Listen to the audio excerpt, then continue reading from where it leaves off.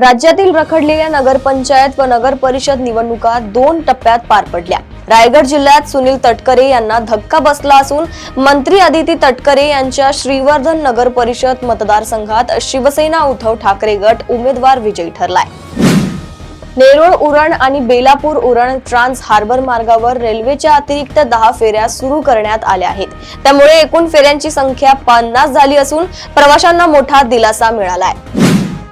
समृद्धी महामार्गावर वन मुख्यालयाच्या दक्षता पथकाने सुमारे 50 किलोमीटर पाठलाग करून अवैध लाकूड तस्करी रोखली। या कारवाईत 40 टन लाकूड व 3 ट्रक असा 36 लाखांचा मुद्देमाल जप्त करण्यात आलाय। जळगाव तालुका पोलीस ठाण्याच्या हद्दीतील एका गावात 15 वर्षीय अल्पवयीन मुलीवर वारंवार अत्याचार झाल्याची धक्कादायक घटना उघडकीस आली। या प्रकरणी पोलिसांनी मध्य प्रदेशातील एका संशयित तरुणाविरुद्ध गुन्हा दाखल केला आहे।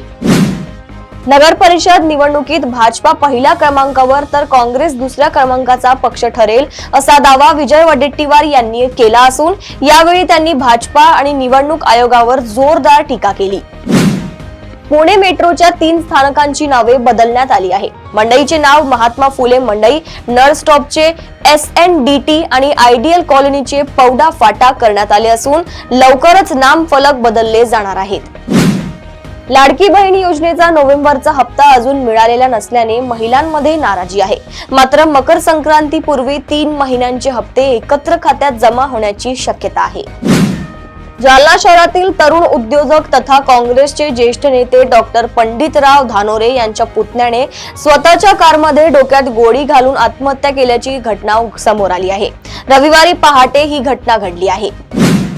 नागपूर महानगरपालिका 2025 निवडणुकीसाठी विवाहित महिला उमेदवारांनी मतदार यादीतील नावानुसारच उमेदवारी अर्ज दाखल करावा असे निर्देश राज्य निवडणूक आयोगाने दिले आहेत।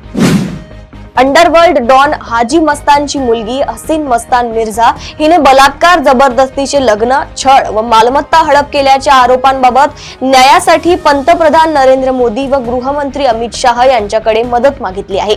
1996 मध्ये ती अल्पवयीन होती तेव्हा तिचे तिच्या मामाच्या मुलाशी जबरदस्तीने लग्न लावण्यात आल्याने तिने आरोप केला आहे। प्रदेशातील अशा टॉप 10 बातम्या मी साक्षी आपल्यापर्यंत पोहोचवत राहील। तोपर्यंत बघत रहा देशोन्नती। नमस्कार।